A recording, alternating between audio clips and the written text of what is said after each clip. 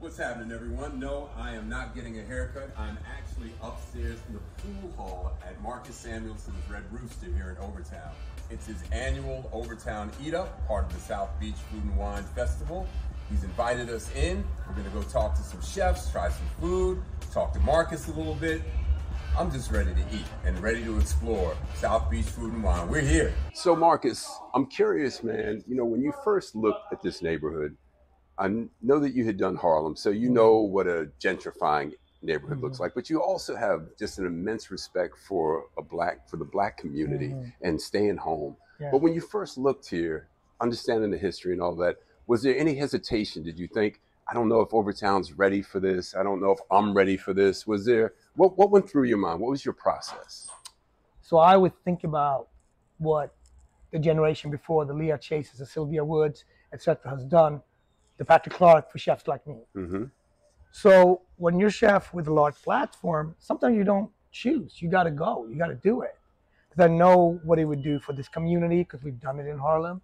We strategically think about historical African-American neighborhoods like Overtown, like the Fourth Ward in Atlanta, like Newark and Harlem, right?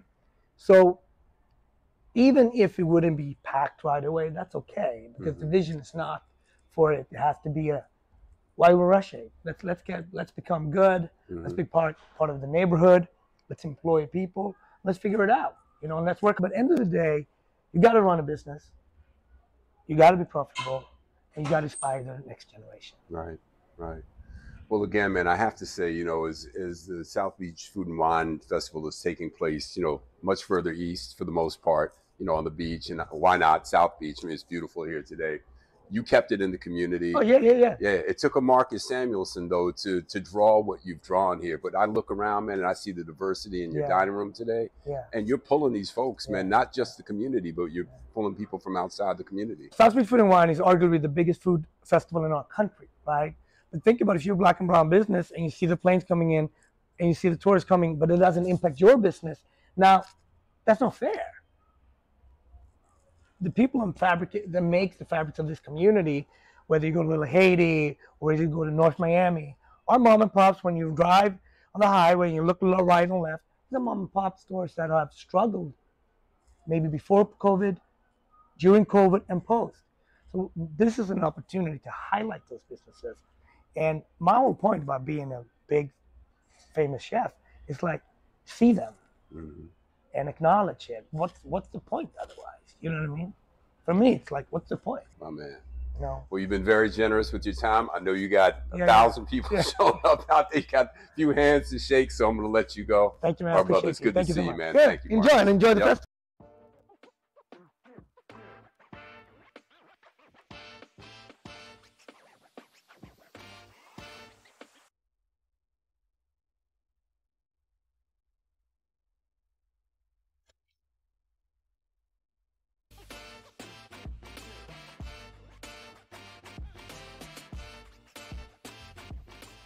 This is what it is. This is what it takes to make a food festival. It takes a village. I want to give a big shout out to Red Rooster and the entire team at Grove Bay and Red Rooster for making this happen. It takes a lot of people that work behind the scene, right? When you see the students, some of them wear a CCAP jacket. They're the next generation of chefs. They will be here. They're already in the building, but talk to the students. This is also why we're doing it. And in 5-10 years, they're going to have their pop-ups. They are the ones that are going to do this, and you're supporting them. Look, all right, 1, 2, 3. CCAP is careers through culinary arts, but we teach life skills through inner city high school kid. We start really at junior year, and then it leads up to competition that really learn life skills through the kitchen. And Miami is our latest branch. So we, you know, we are 9 states. So Florida is our last branch. But so all over the East Coast, Arizona, California. And it's a program that's been around for 30 years. And it's game changing for our industry because cooking school is very expensive. Absolutely. You work in culinary, you will always have a job, whether you work front of the house or back of the house. That's right. And it's such a great way to get student in to learn about people skills, problem solving. So young man, what's your name? My name is German Parson. So how did you find out about CCAP? My teacher, Ms. Flurry, and from Bogotá. And I'm very thankful for this opportunity because I rarely do these things. Yes. So it was great to be out here doing something new. Wonderful. How old are you? I'm 17. Nice. Keep it up, man. Yes, Good job. Thank Good you. to see you here. And Booker T is right there. It's right literally behind us. And so it's right in the community, you know, Love it, which man. is great. Love it, man. And it's been, so Booker T was probably the first place I went to 5 years before we opened the restaurant. So I knew, like, what's the footprint's going to be besides the restaurant. Right. You know, right. so it's 3-4 years before the restaurant went to Booker T. And you built up that little student community. Yeah, man. Yeah. I love it. All right, Nug and Dev. One more time, Nug and Dev. That's awesome. Thank y'all so much, man. That's all I got. I started doing pop-up for about 8 years while I was still working full-time in Michelin star restaurants. But I finally got my brick and mortar 13 months ago. You guys can find us. We've been nominated so many times, so many places. But you can find us in Dakar Nola, our Instagram, DAKAR, and Nola. So thank you guys. What's up, sis? Hi, my name is Aaliyah, and I am from Hip Hop Eatery. At Hip Hop Eatery, we sell authentic soul food. So we have a variety of turkey wings, baked chicken, you know, that southern type of soul food that your mama cooks. So, and we're located in the heart of Liberty City on 5711 Northwest 6th Place. So. I'm Chef Darren from Purple Lake Oyster Company. I've been cooking for about 4 years, and I started Purple Lake Oyster Company about a year ago. And I'm like the Wingstop of oysters. Today I got the lobster top, target oysters, so make sure y'all come get it, okay? Yep. PurpleLakeOyster.com and Instagram at Purple Lake Oyster Co. Y'all follow me, okay? Rating, it's a good thing. It's a good thing. Big up yourself, wagwan. Chef Shelly, all the way from Brooklyn, New York. First and foremost, I have to shout out Chef Marcus Samuelsson and Angela. I met them in Honeyland. They did not know me from nothing. They said, you need to be in Miami. Next thing I know, I'm in Miami. And we are representing, okay? For all the women of color, all the people that we need to represent the diasporic cooking. We sell Jamaican tacos and diasporic street food. We are based in Brooklyn, New York. Our name is Two Girls and a Cook Shop. You can find us at Essence Festival this year. You can find us at the US Open this year. We're gonna be at One Music Festival. We are far from traditional. We do pop-ups, catering, craft services. So we bring the food to you. So we thank each and every one of y'all for coming here and spending y'all hard work and money to collect, communicate, and bring the culture. What's up, friends and family? Praise the Lord. My name is Millie Peartree. I'm from the Bronx, New York. Contributor for New York Times Food Network, Delish Food 52, and content creator. My journey is a little bit different. I had a restaurant in the Bronx, New York. It unfortunately closed right before the pandemic due to illegal glass plumbing work in the building. And I pivoted during the pandemic, feeding over 100,000 children, family members in the Bronx. And I was able to shift into a wonderful career that I feel like I was blessed with, to do wonderful things for wonderful people, and that's why I call myself a community chef. And I'm here with my wonderful partners, Restaurant Associates, where they operate and run many restaurants across the country, and I'm happy to continue my 13-year partnership with them. Oxtail fried rice. We call this dish the Overtown fish fry. So the base of the plate is an oxtail fried rice. We do a little caramelized plantain aioli, and then we take some Brussels sprouts, some Ikea peppers, with a little jerk honey butter, some fried catfish and shrimp. Talk to me, man. Yes, sir. Yes, sir. Chef Kenny Gilbert, nose it down, man. Love this soup. Thank you, brother. Good seeing y'all. So, folks, I am here with Shelly Flash, Chef Shelly Flash of Two Girls and Cook Shop.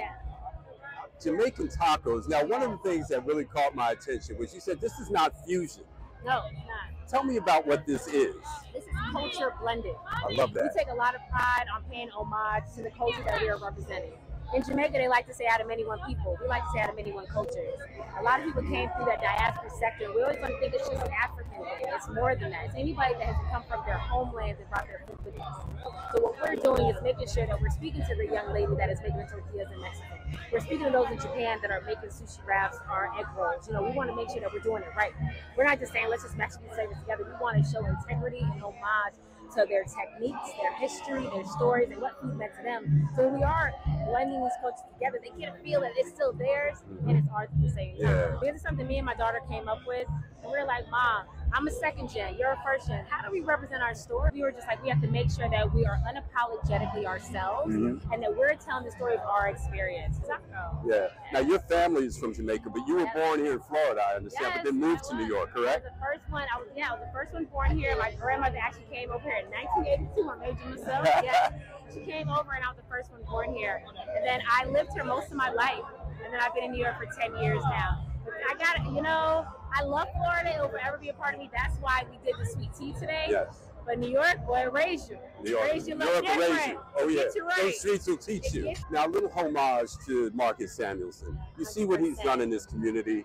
We know what he did in Harlem. I mean, he's doing that everywhere he goes. Just speak to that a little bit. What that level of recognition means to our community, means to us in the culinary world, hospitality. Speak to that, Chef. I went to Honeyland Festival with him and Vaughn Weaver. And when I tell you, one of the quotes that they said, collection and collaboration start at the top.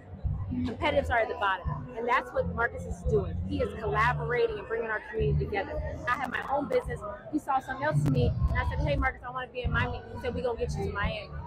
So that's a man that literally puts his money, his position, his access where his mouth is. And he's doing that for this community. So be a part of this historic neighborhood, something that is so near and dear to my heart. Coming from Orlando, where we had to fight for cultural identity a lot, being a part of Overtown, where it is cultural identity. Chef, thank you so much. Lovely to meet you. Thank you. Yep. Brad Johnson, Corner Table Talking with Chef Picky. I want to hear how he got his name, but tell us about yourself, man. Jose Blackest, nickname Chef Picky. Trinidadian. I migrated to the US 20 years ago this year. I love to cook. I have 2 restaurants in Brooklyn, a catering company. Still, this is like my pop-up concept, hopefully to turn into a brick and mortar soon. Love that, man. So 2 restaurants in Brooklyn, post-pandemic, we're coming out of that now. How things been in Brooklyn? How's business? Business is tough. It's still tough. We still haven't recovered 100% yet. You're starting to see people come back, coming out. Yeah, definitely. A lot of creative ways to bring them on, special events, guest chefs coming, different ways to get them in. Right. So 2 different concepts in Brooklyn, or? Yes. One is Arapita. That's the one I'm representing today. That's Trinidadian restaurant and rum shop. Rum, Trinidad is full of rum. So we Are you doing rum punch? Your own rum punch? Of course, a guava rum punch.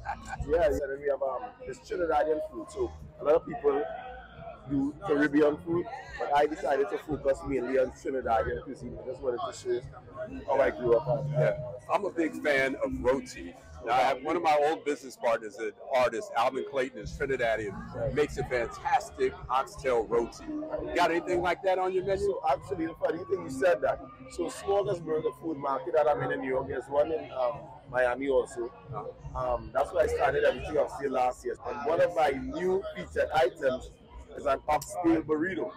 But I'm using the roti with roti and rice and peas and stuff like that. Yes, it's funny that you said that. Yes, sir. Yeah. See that? I was feeling that. Yes, my man, Chef Picky, it's so good to meet you, brother. Best of luck to you, man. Thank you. Thank you.